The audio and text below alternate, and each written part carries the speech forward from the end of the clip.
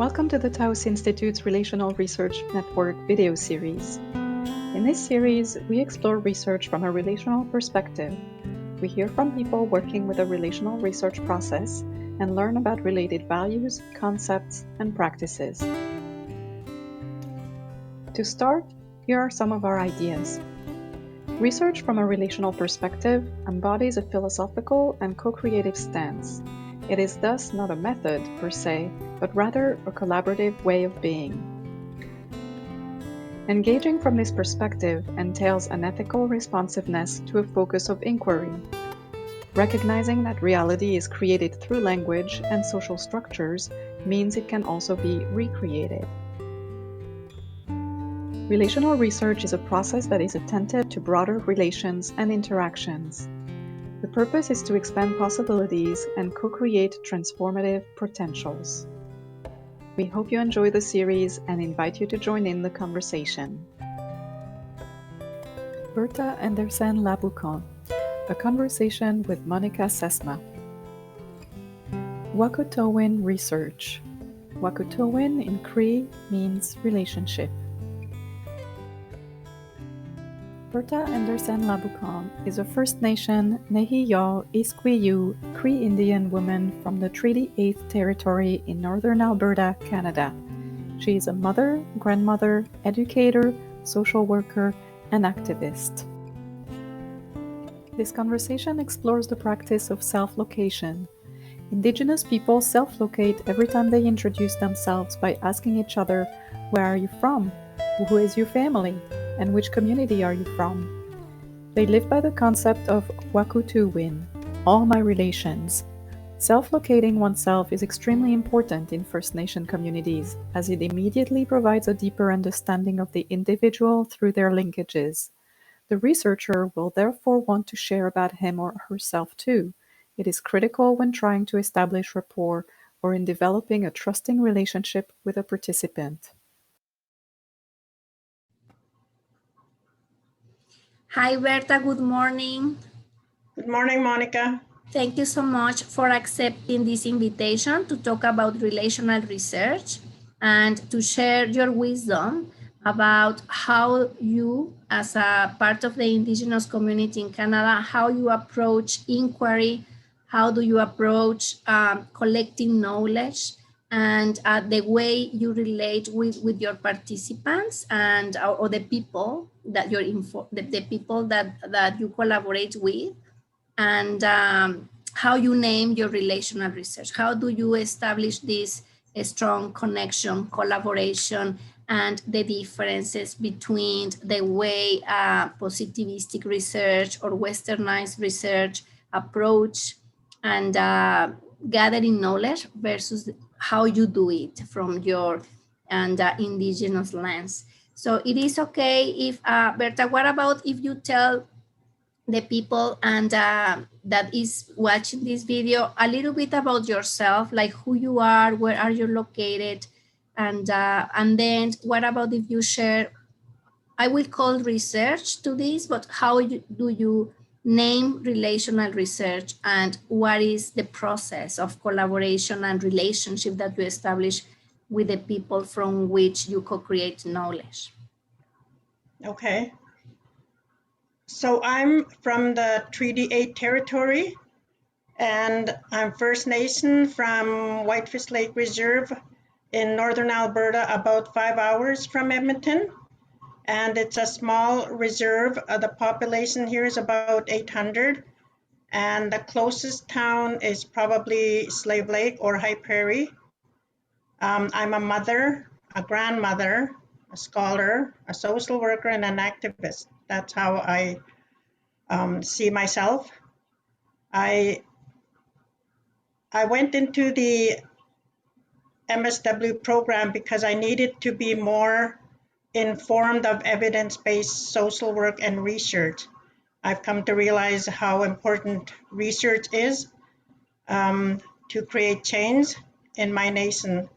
And my goal is to be a change agent. I worked in provincial child welfare for 11 years, and there were many restrictions in that job.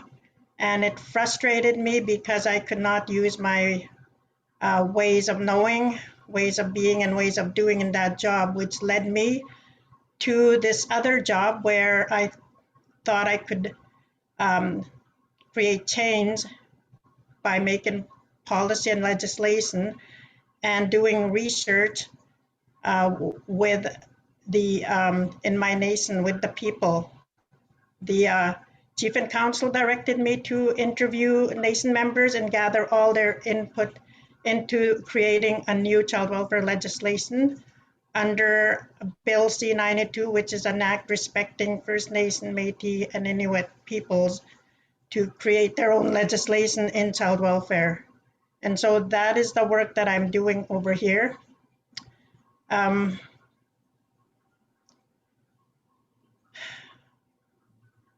What I have found in my interviews with elders in my nation is that it is best done through stories, because stories are what we are about. We are from the oral tradition, and in the past nothing was written. How I approach the elders is I use the protocol. I use tobacco if they choose to, and always with a gift, because they're sharing their knowledge with me. And I need to establish safety and trust with the elders. And so I do not go into their homes as if I'm an expert, that I am curious about what it is they are going to share with me. And I enjoy it. I enjoy their stories so much. I usually start by asking them to tell me. We usually start with an informal conversation. How's things going? If I know anything about their children or grandchildren, and then the conversation starts like that. Then, we sit and have tea, and then I just start with an open-ended question and let them share their story. I do not guide the interview process. I let them talk, and it flows. Their words flow. From that story comes out certain themes and things that I could use in which to create the law. And because I'm a fluent Cree speaker, I use Cree because their stories are mixed up with Cree and English. And so it helps to generate that flow of conversation, because the words in Cree have a deeper meaning. It's almost like ceremonial, that the words are extremely have a deeper meaning than when it's said in English.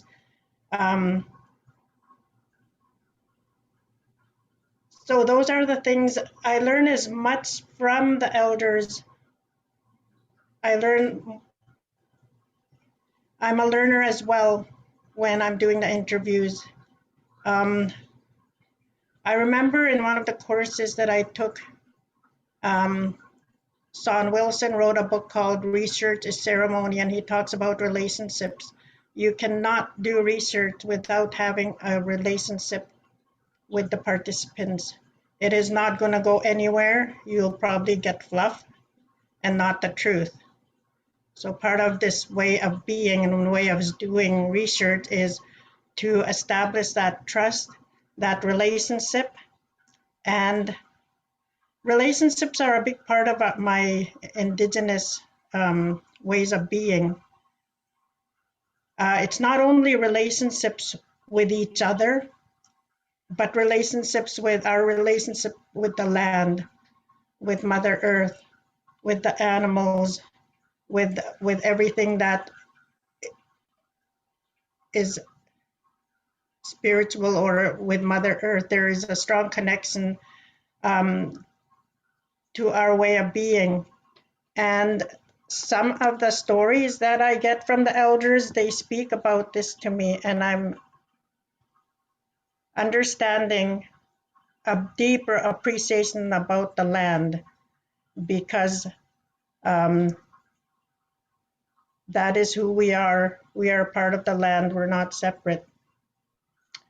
I've started to do research with other younger people, other age groups, but it's always that relationship. There has to be a relationship with any person, no matter the age group. It starts with a relationship and establishing that trust.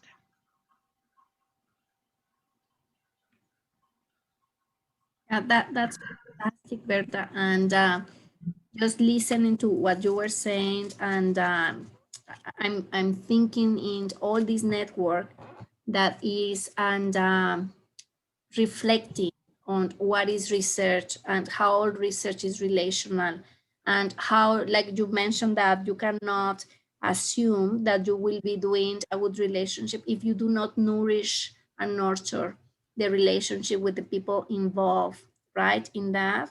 And it's fantastic what you are saying. Like, for example, sometimes in the westernized or the northwest research, we start by asking consent, like a lot of forms that people need to fill and all those kind of things. And you were saying like that the first approach that you have with the people, your co-researchers, is because you do this on team. And I remember how many times I have participated as participants in research, and because people want to know about how to do counseling with immigrants. So I have been interviewed many times as participant, and nobody has offered me tea. Oh. Nobody has asked me about, like, tell me who you are. And now that you are saying is they tell me mostly about like some demographics, right? Maybe because they want to describe from what age to what age. Maybe they will describe that the participants are between 30 and 50 years old, or maybe they ask me about my citizenship, right? Maybe they will describe that they have 2 Mexicans, three French, 3 Germans, and but nobody tells me, like you were saying, with your elders, with your community, that is about like, tell me about you, or what do you want to tell me about you, and then you listen first over tea. And I found that like truly phenomenal. And so Berta, how do you nurture these relationships as you go in the process of creating knowledge with the people that is involved in your projects? One of the things that I've noted was that a lot of the participants do not want to have their name. After we have a tea and we don't get into my, the reason why I'm there, I talk about how this is confidential, and that if they choose not to have their name used in this research, then I ask them how it is that they want this to be done, and most of the time they don't want their names used, and for me that is I respect that, because this research is all about respect. How you approach the people is out of respect, and that a deep appreciation of the knowledge that they're sharing, and to respect their views. I find they're more likely to really tell me the deepest truths about how they viewed safety for the children in the past, and then what they see today. And those are really big differences in terms of what the information they share with me. And I'm finding too, as I do the different age groups, it's still the same process. They still don't want their names used, and they do share their experiences.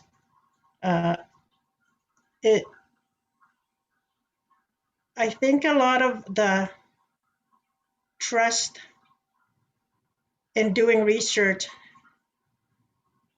I find that if you approach the individuals in a compassionate, caring manner, they sense that energy from you, and they know that you're sincere in what you're doing and how they're going to benefit their nation. And they want to help. They want to share their knowledge, their experience, and what they want for their nation.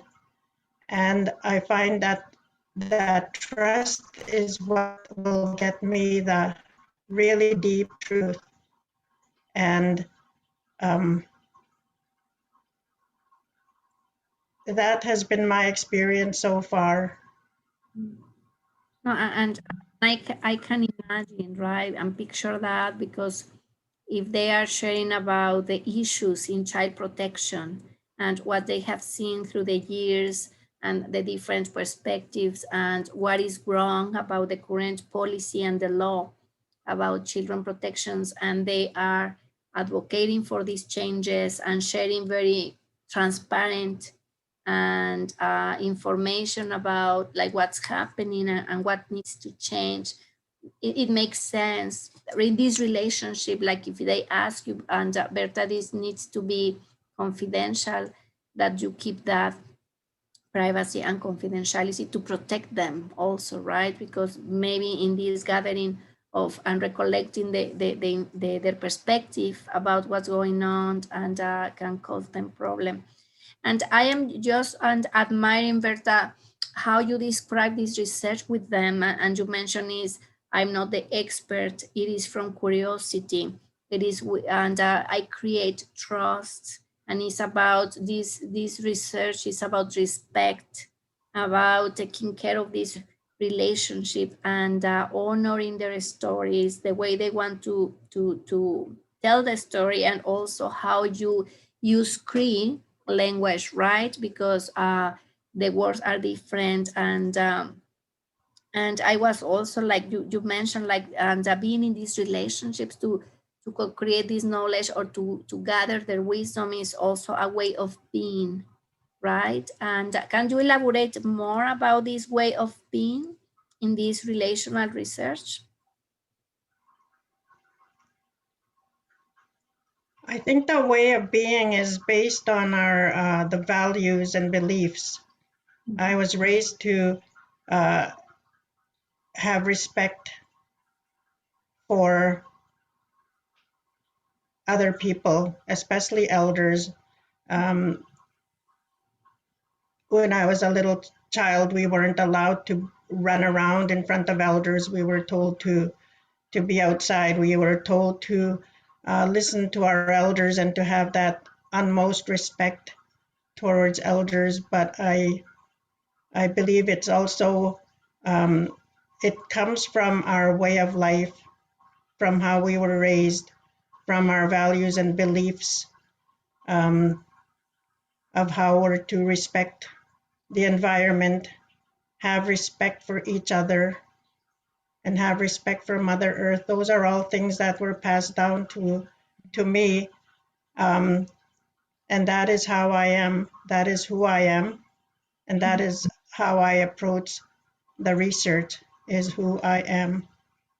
Yeah, and I love, and when you say, like, also when we do research from this indigenous lens, relational lens, and you do not separate the person from earth, right? It is, we are all connected. So when you are doing research and in these ways, and you also are considering what's happening with the land and the relationship and with the land and Mother Earth, and that is something very, very fresh to me, right? Like, and being in academia for a long time, I never thought it's about you do research about the land or you do research about the people, but it's not that you understand that it is It is. the same energy, right? The same thing. And Yes.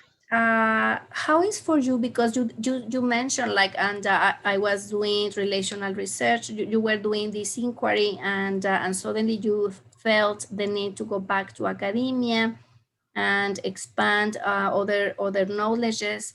And how has been for you, and this tension, or maybe there is no tension between the academic ways to do research versus the indigenous ways to do research? There is, I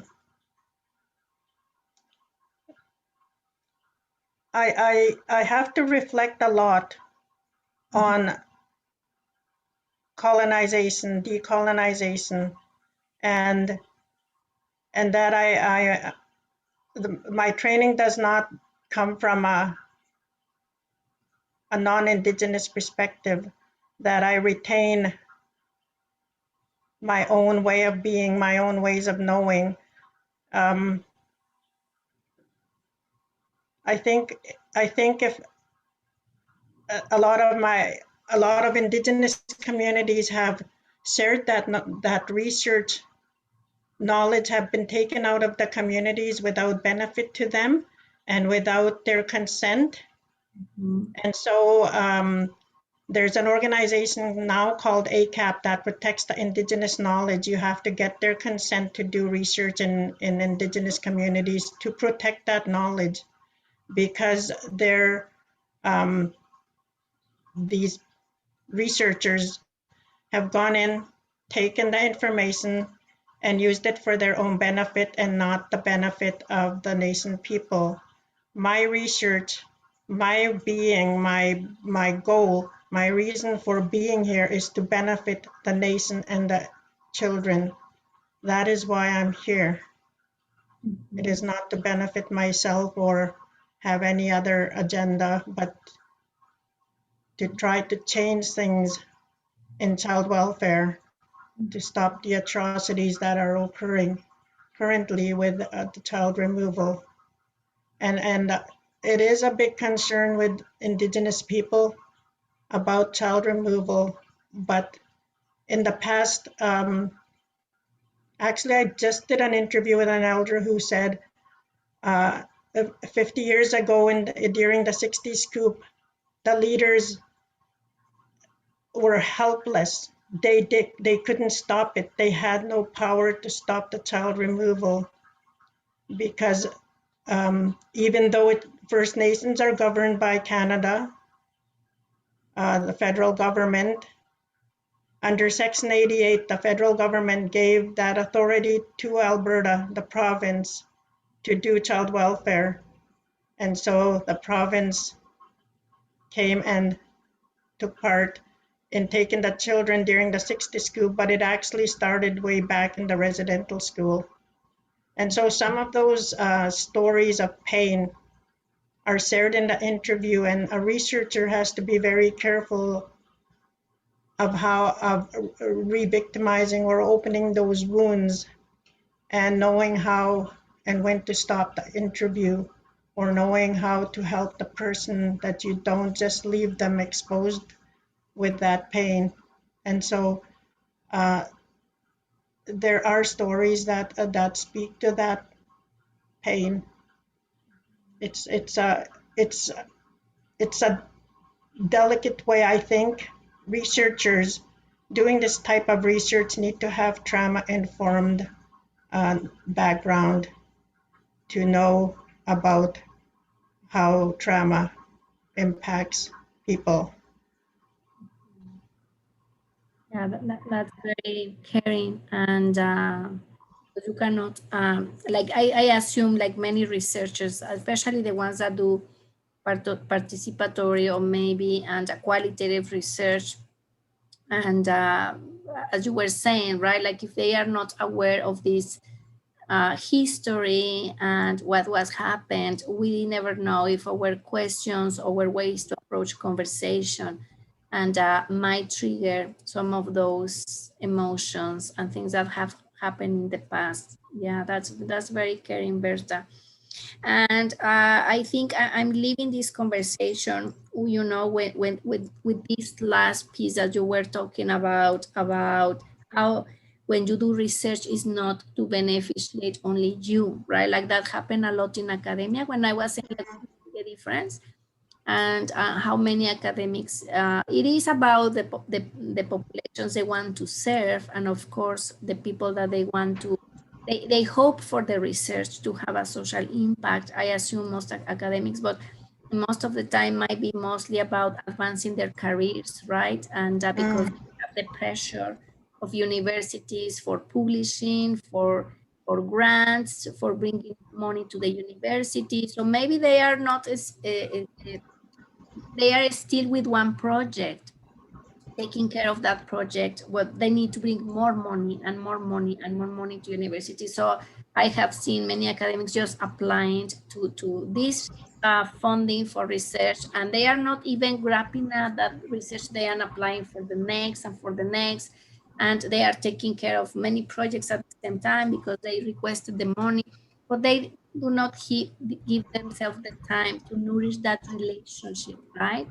Because they apply for a project, they establish connection with those participants, and they are just creating those relationships when they need to apply to another funding and another funding. And so I love this piece about it's not about me, it's to beneficiate the nation, the children, the indigenous children. So it is not your agenda or for your own personal growth, Mhm. or it's for the people in your nation, right? And Yes.